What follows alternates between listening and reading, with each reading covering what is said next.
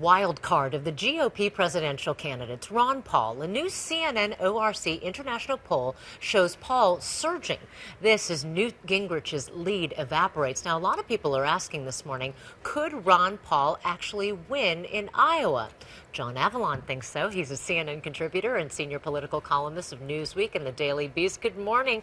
Nice to see you, John. As always, you're just back from Iowa, as a matter of fact. I want to talk a little bit about this formula that Nate Silver of the New York Times came up with, and basically a very sophisticated one. He factors in polls, momentum, undecided voters, and look at what we came out with. We want to put this up on the screen here. 52% favor Ron Paul. 52%. They believe that he'll win Iowa. Now, that's right.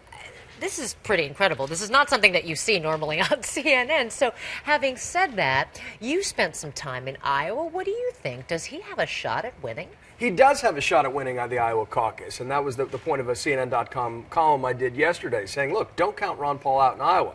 This was apparent when I was there last week. You could see not only the intensities of his supporters, and Ron Paul supporters are famously intense, but this is a campaign that's really effectively been going on for 4 years, since the last time he ran for president. And in many cases, in many ways, his views have been vindicated. So given that caucuses are high-intensity, low-turnout elections, that you should not count Ron Paul out. And the impact of Ron Paul pulling off an upset in Iowa would resonate throughout. How so? Campaign. Well, first of all, I think a Ron Paul win ends up being a de facto benefit for Mitt Romney because it takes Newt Gingrich out of the narrative. It forces him to fight in South Carolina and Florida without win under his belt.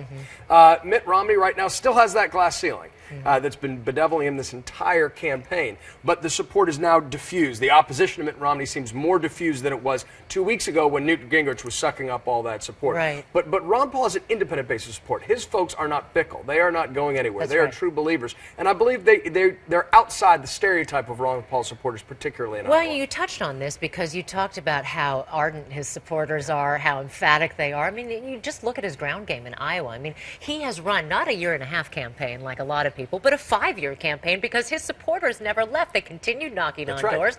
And in a sense, Ron Paul never left. Now, having said that, you've spent some time in Iowa. And, Ron Paul's supporters, if you read the media reports, they're college students who want to legalize pot. But you saw something different there. I did. I don't think they deserve to be stereotyped that narrowly. I went to a Ron Paul town hall in Marshalltown, Iowa, and it was filled with, middle-class, blue-collar folks who were just there an early Saturday morning to hear what he had to say, and they were nodding their heads.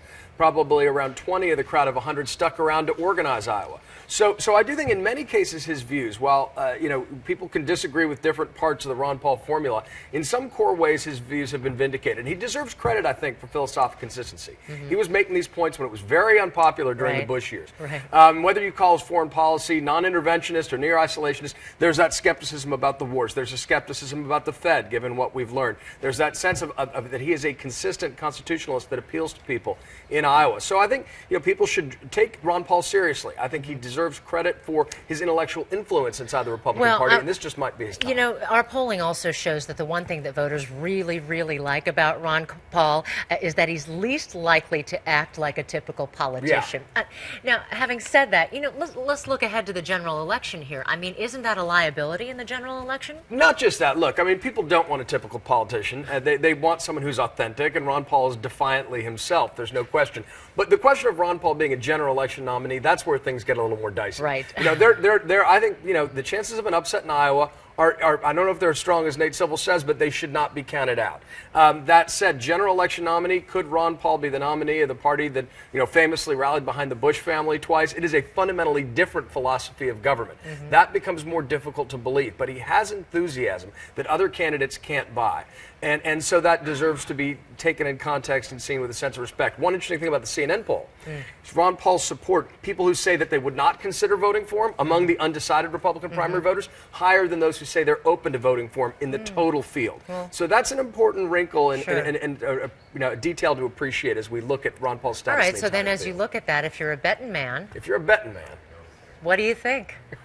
I think 2 weeks away. Look, if we just look at Iowa, separate from the national polling, I think Ron Paul deserves to be taken seriously. I think he could very easily pull off an upset in Iowa, and that would shake up the race big time. All right, we're going to hold you to it. We're going to come back.